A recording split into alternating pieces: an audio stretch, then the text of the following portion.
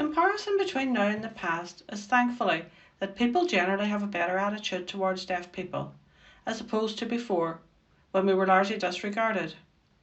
We had to try hard to make the effort to be understood, but nowadays, mostly people are open to using gestures.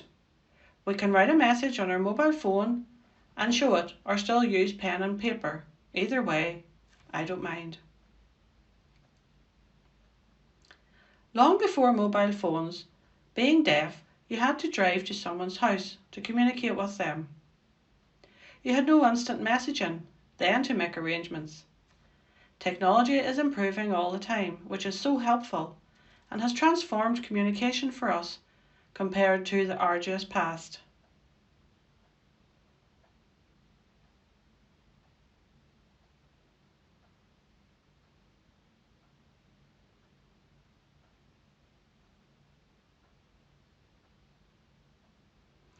Similarly, after my school days, I met up with deaf friends at weekends and so on. But say, if I needed to see someone and they lived 10 minutes away, I would cycle to their house, knock on their door and ask their parents for them. Then we would have a good catch up and a cup of tea. However, on the flip side, I could have made the trip all the way and they weren't in, so I'd have to cycle all the way back home. It was awful then compared to now. Just sending a text is so easy. That's true, it was hassle. Do you remember using Type Talk, the relay telephone service? Do you remember? Now it's mobile phones and communication is instant.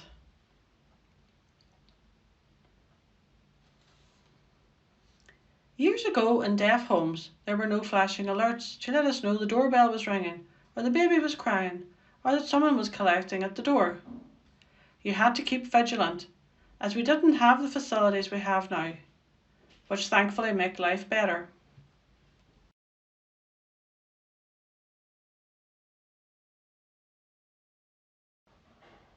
Back then I had no car, so I had to walk or cycle, mostly walk everywhere or use the bike if necessary. Sometimes at the deaf club there wasn't much happening and I wanted something else. You weren't allowed to go to the dances then, so I would walk all the way home just to pass the time. Yes, that was during the Troubles. That's right, and communication at home with my mother without sign language was dull, whereas with deaf people you could chat away to lift your spirits. Healthy. Of course I loved my mother. Technology now compared to the past, what's your opinion? We used to use a minicom telephone, but I think the doorbell is better. Pagers are limited as they use up batteries quicker. I think the computer's the best. I love my mobile phone. Yes, mobile phones are great and you can text to keep in touch, which is so handy. Yes, mobile phones are. You can text or make video calls now. It's great. Yes, they lift your mind. I remember the old minicom. You know, the machine you used with the telephone and it took ages typing your message. Then there was Type Talk. And yes, that's right, the fax machine. I remember sending and receiving paper messages using the fax. That was before video calls. In today's world, I prefer video calls to have that visual conversation than writing. Sign language is more natural and you are assured the message has been correct. Email is useful, but again, it's English orientated, which isn't my preference. In the past, equipment had limitations with only a few choices, but technology today is so innovative. Access has erupted, for example, having access to interpreters. We used to have so few interpreters and it was difficult to get one booked. But things have got much better in that respect. Technology, past and present. Back in the day, there were no mobile phones. There was equipment like the minicom, which I didn't use much. My friends lived too far away, and I stayed in the hearing world. I had only about 3 contacts I phoned using the minicom. I'm learning from my children now how they use technology, and I've moved with the times. Now I use a mobile phone which is so popular and has everything I need in one device. If I want to find anything out, I don't have to bother anyone. I can find out myself. Sometimes if the English is hard, maybe I'll contact a deaf person, but I have the choice.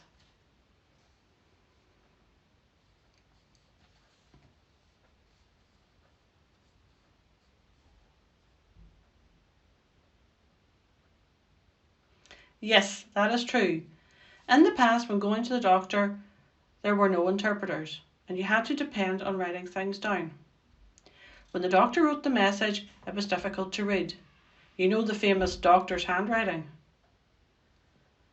Often I had to ask at reception what the doctor had written. Communication was so difficult. Maybe other people were okay, but the doctor's writing was taxing. Interpreters nowadays make it easier. You can communicate using sign language, whereas it wasn't easy to get your message across before.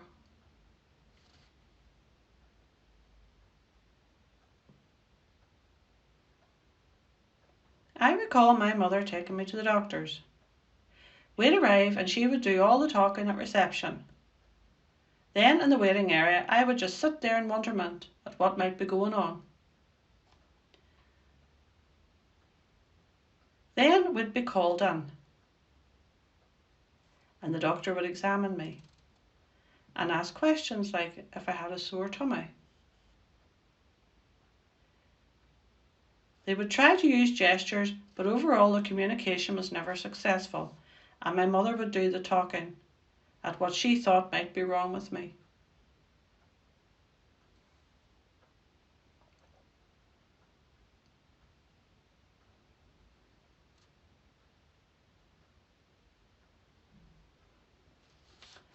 I remember going to the doctor on my own, and as usual, sitting there watching like a hawk to see if it was my turn yet. I would always remind reception to get my attention if I was called. If it was their break time, there would be a different receptionist come on, and they wouldn't be aware. Then I'd notice people looking at me funny, and I'd realise they were calling me, but I didn't know. How embarrassing. Now having interpreters and modern technology, things are much better. One time I went to hospital, for whatever the reason was, and there was a man sitting there reading the newspaper.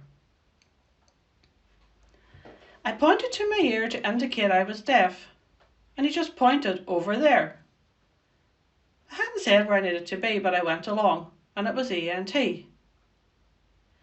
So I went back and told him again, I'm deaf, and asked where the clinic was. Oh, sorry, he said. He reacted properly this time and gave me directions. A typical communication misunderstanding. Now I know my way around there, but the building was all new to me then. What about you? Yes, there are always problems with communication.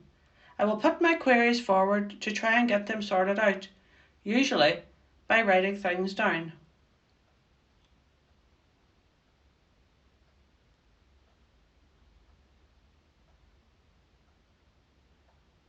Even at the hospital. Yes, it isn't easy at all.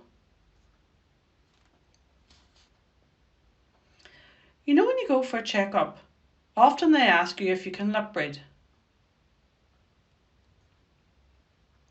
I always say not really, just a little. But still, they try to speak to me. But it's futile.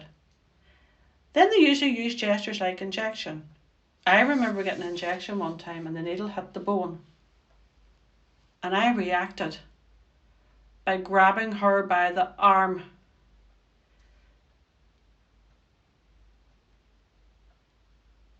She told me to calm down, it would be all right. But being deaf, she wasn't able to explain to me what to expect. Back in the day before fax machines, we used to write letters to each other to communicate. I remember that. Oh, and I also remember the deaf clubs. in Derry and in Omagh.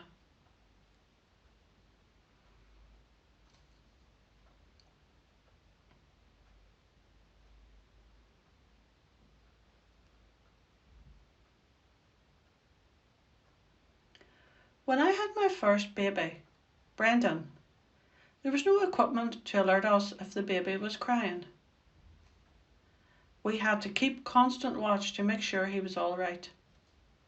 At night, me and my husband took it in turns to get up and check on him and attend to him. It was hard. I remember the stress of not knowing if the baby was breathing and checking to see if their chest was moving or placing my hand to feel it. It was hard work 24/7 back then. One time my daughter was crying. It was in the early hours, I can't remember the time, but my son, who was only 4, came in to tell me that the baby was crying. What had happened was the battery on the baby alarm needed charged, so it hadn't received the sound from the microphone on the cot. I picked her up feeling terrible that I hadn't realised. Technology is great now. Although my children are grown up, nowadays the alarms are quite sophisticated. They change colour to show if the baby's breathing or crying. Technology is advancing at a quick pace, a stark contrast from our time.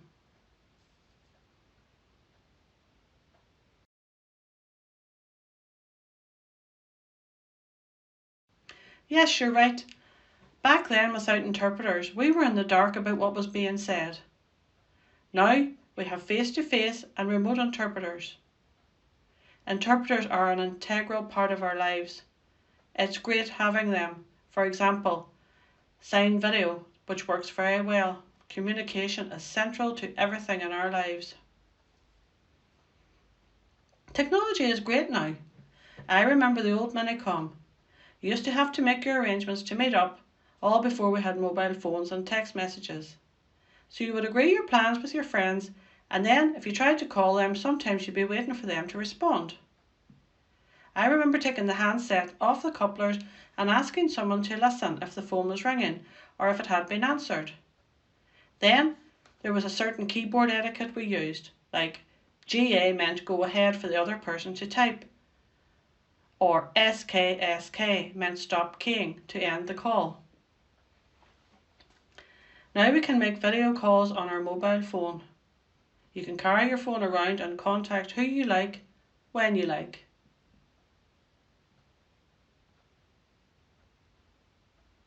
I also remember using the fax machine. You'd write your message and send it off and wait patiently for their reply. These things were only useful if both people were in the location of the machine. If you were away from it, you couldn't use it, which created delays. Then there was a flip device that you could use. And it was the same with emails, when you could only use them from a PC, whereas now everything you need is in your phone. Life is so handy. With the demise in the deaf clubs, we can still communicate using our phones.